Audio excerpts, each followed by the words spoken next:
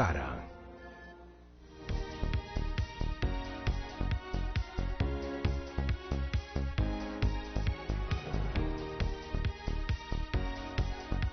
Bueno, hoy se promulgó la controversial, pero para muchos esperada nueva ley de retiro de las AFPs, ¿no? Hasta 17.200 soles se puede retirar. ¿Quiénes pueden retirar? ¿Quiénes no pueden retirar? ¿En qué momento pueden retirar? ¿Cómo van a ser las entregas? Vamos a conversar con Ricardo Herrera, abogado laboralista, sobre un tema que definitivamente pues interesa a un porcentaje de la población, sobre todo en estas épocas, en muchos casos de vacas flacas. Doctor Herrera, gracias por estar con nosotros. Buenas noches. Enrique, buenas noches. Gracias por la invitación. ¿Quién puede retirar ese monto? Bueno, esta ley que ha sido publicada hoy día, que como tú bien dices es una ley póstuma de la breve administración Merino, fue producto de un consenso entre el Poder Ejecutivo, cuando todavía el presidente Vizcarra estaba en funciones, y el Congreso de la República, para evitar una ley que implica un desembolso del 100% de los fondos de las AFPs. El monto que ahora se puede retirar es 17.200 soles, siempre y cuando se cumplan dos requisitos. En primer lugar, que el trabajador afiliado a una AFP no haya realizado aportes a su fondo de pensiones desde el 1 de noviembre del año pasado hasta el 31 de octubre del presente año. En segundo lugar, que no sea un trabajador que califique para el régimen especial de jubilación anticipada por desempleo.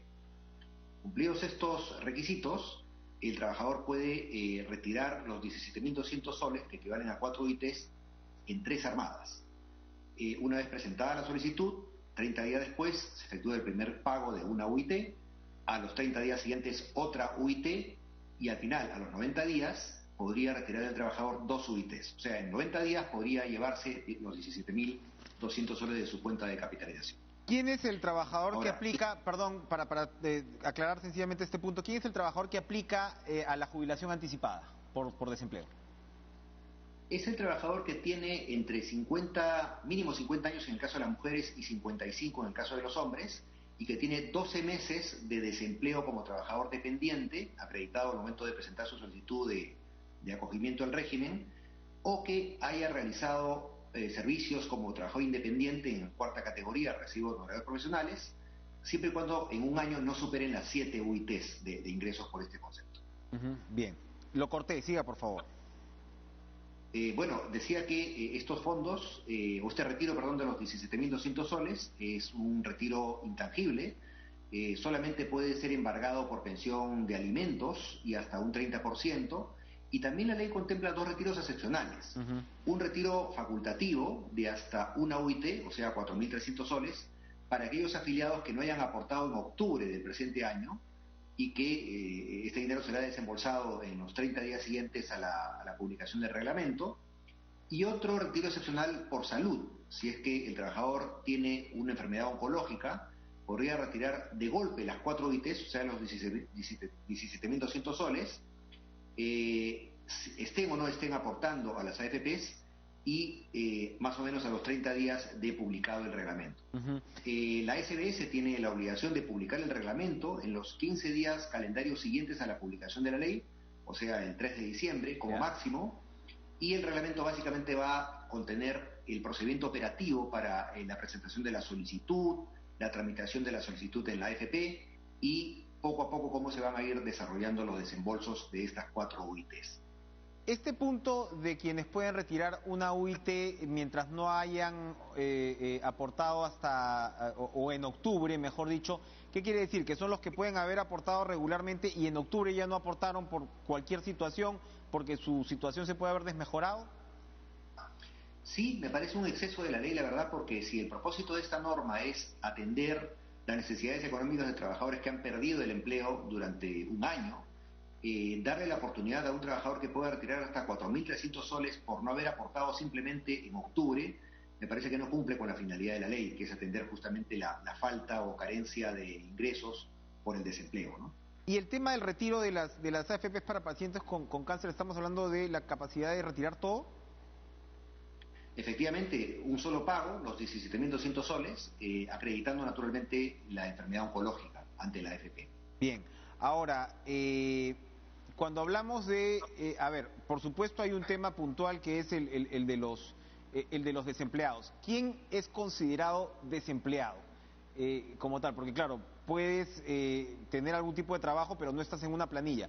Básicamente desempleado para este fin, ¿es el que no está en una planilla?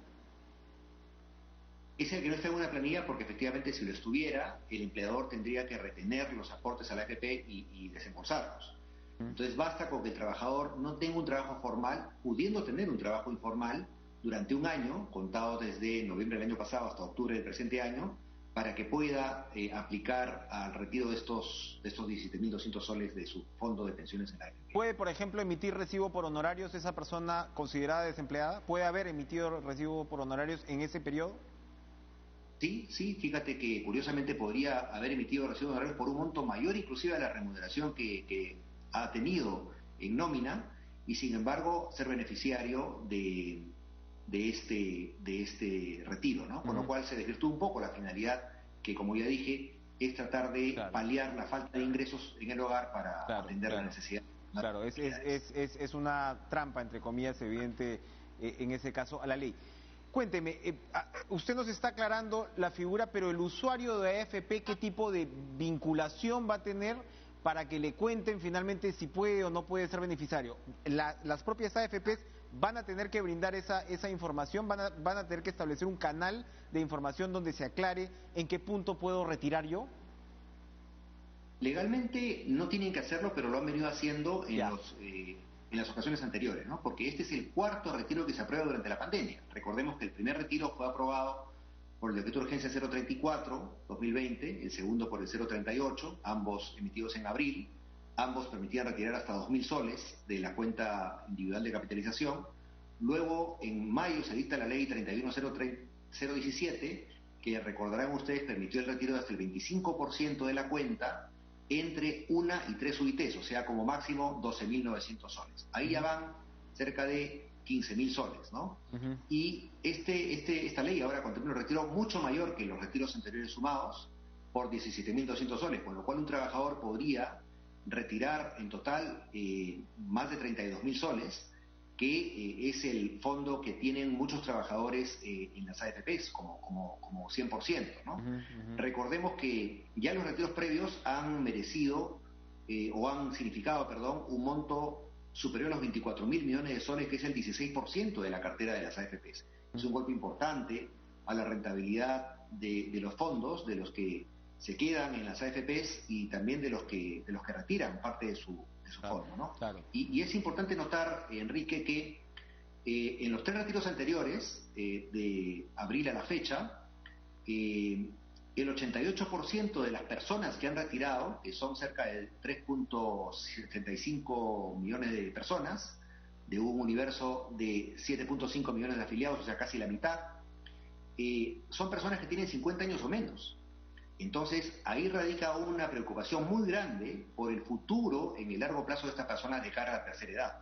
En 20 años, cuando lleguen a tener 70 años, estos jóvenes de hoy, por así decirlo, no tendrán probablemente acceso a una pensión de jubilación, porque según cálculos, para que yo tenga una pensión de jubilación de 1.000 soles en una AFP, que es la pensión promedio, tengo que tener un fondo de por lo menos 175.000 soles.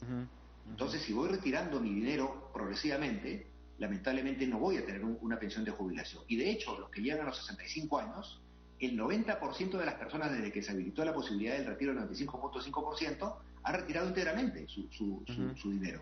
Entonces, ya prácticamente es una excepción rara en el país que un trabajador afiliado a una AFP perciba hoy en día una pensión de jubilación. Y con esta intervención me ha respondido la interrogante final que teníamos, es decir, estos sucesivos retiros no están relacionados unos con otros, son simplemente acumulativos. El que ya retiró antes puede volver a retirar ahora. Sí, los únicos retiros que fueron excluyentes entre sí fueron los del decreto de urgencia 034 y 038, que eran 2.000 soles cada uno, ¿no?